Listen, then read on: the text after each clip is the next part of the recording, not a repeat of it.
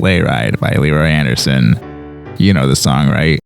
Just hear those sleigh bells jingling, ring tingle tingling too. Just hear those sleigh bells jingling, ring tingle tingling too.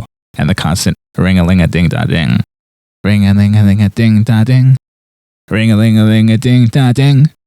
Well, it should come as no surprise that the original composition had no words. Anyone who listens to the radio or somehow came across Leroy's instrumental version would know this.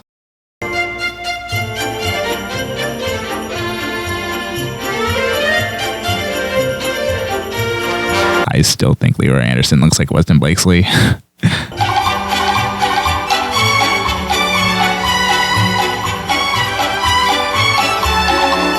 The original, though, doesn't sound like much of a Christmas composition per se. It sounds more like stock music that would be used inside the North Pole as the elves are gathering their presents in a Christmas film or TV special.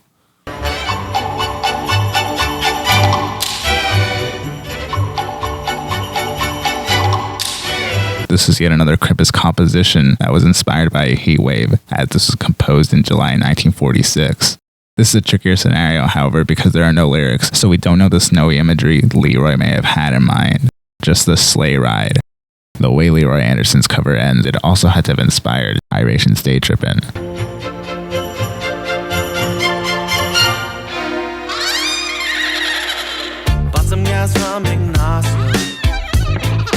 Now onto the song that does have lyrics. The Ronettes included lyrics in 1963, so I'm technically doing this for its 60th anniversary. Speaking of which, look at the date it was released.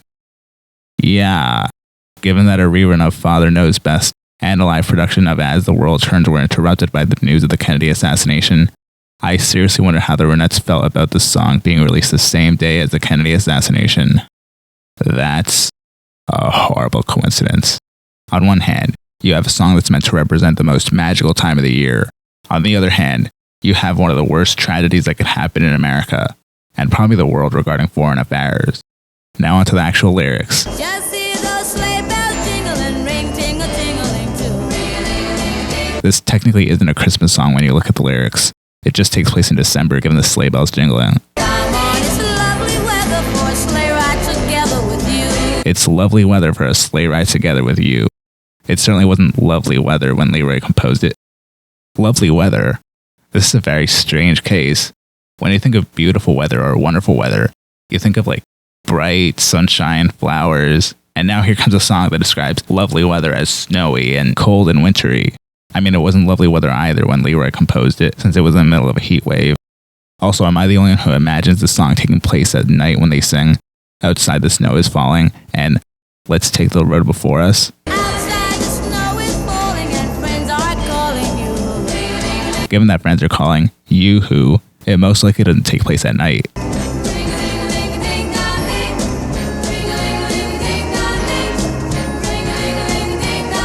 Get used to that ring-a-ling-a-ling-a-ding-da-ding. It's said 24 times, and the song ends repeating it.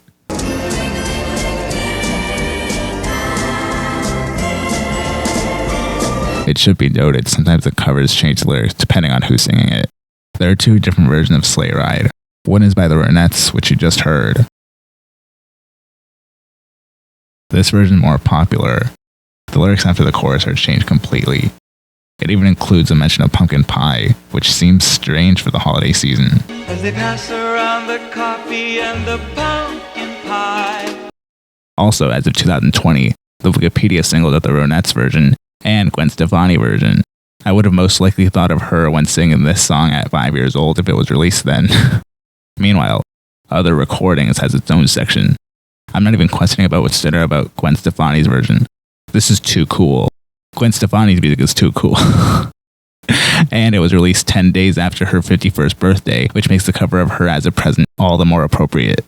Actually, now that I mention appropriateness, out of Leroy's, the Ronettes, and Gwen's version, which is the best setting for the time of year? Is it Leroy's version, when it was released during a heat wave?